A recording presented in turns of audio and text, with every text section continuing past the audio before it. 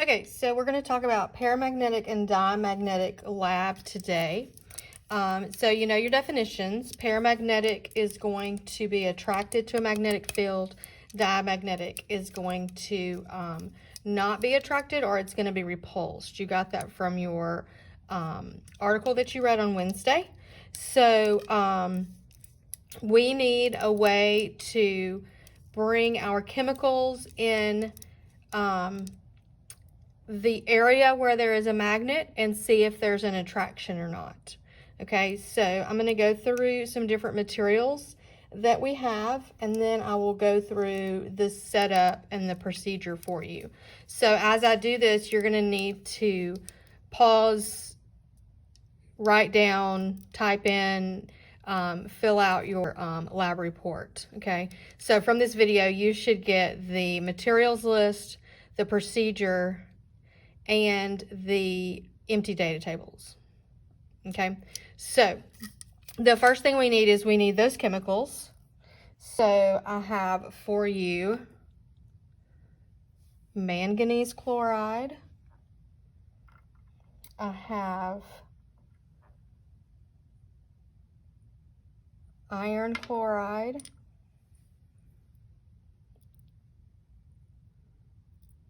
I have cobalt chloride.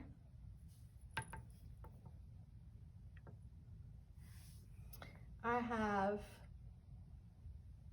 nickel chloride.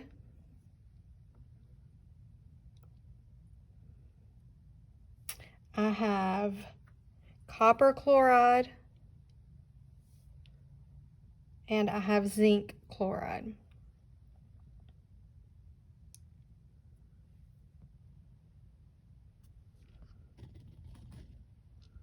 So those are our 6 chemicals. So you should see straight off that I'm clearly not testing the chloride.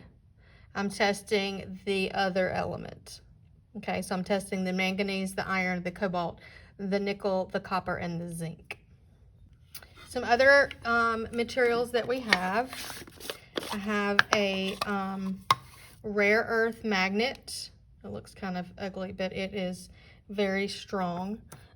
We want to make sure that we don't touch it to anything other than as directed, okay, because it's very difficult to remove from things. Okay, so I need some way to, and these are not going to be magnetic enough to like actually stick to it, but we should be able to measure an attraction, okay? And so what we'll do is, and it's going to be so microscopic of an attraction that we're going to have to use a scale to do that. Okay, so I have a balance. Okay, I can unzoom this. Okay, so I can put the magnet on the balance, see what the mass is of the magnet, and then place this above it and see if it lifts up to be attracted to it or not. Okay, now, to design a good experiment, I need to make sure that that distance is always the same. Okay, so I've got a couple of other pieces of equipment. I have these. This is called a lab jack. It works just like a jack you would use to raise up your car. Okay, but you use it to raise up your experiment. Okay, then I also have some straws that have some little beads and some tape. And these are my sample holders. So we'll use this to actually suspend each of those chemicals over the magnet. Okay, so I've got you a different view now. I've got the lab jacks. I've got one on each side.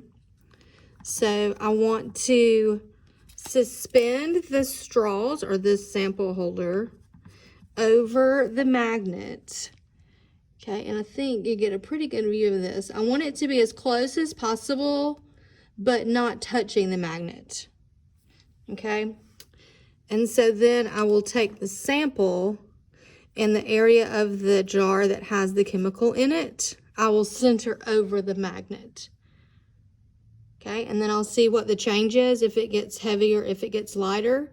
And the change is what I'm going to record in my data table. So in my data table, I'll have my chemical formula. I will have a prediction of whether I think it's going to be paramagnetic or diamagnetic. I will have the change in mass. Then I'll have actually, was it paramagnetic or diamagnetic? Then I also need a column for the electron configuration and the orbital filling diagram. So make sure that you have those 7 things in that data table whenever you set it up. Okay. So you do need, this is considered a complex setup because it's more than 2 items. So you do need to sketch this, and then you'll insert that picture into the materials section along with a list of the materials. Okay, so I'm going to move this camera back some. I mess up. So there's your setup. So you have a lab jack on both sides, you have the scale in the middle, you have the magnet on the scale, the sample holder suspended between the lab jacks with the sample laying on the sample holder. You do need to label that diagram.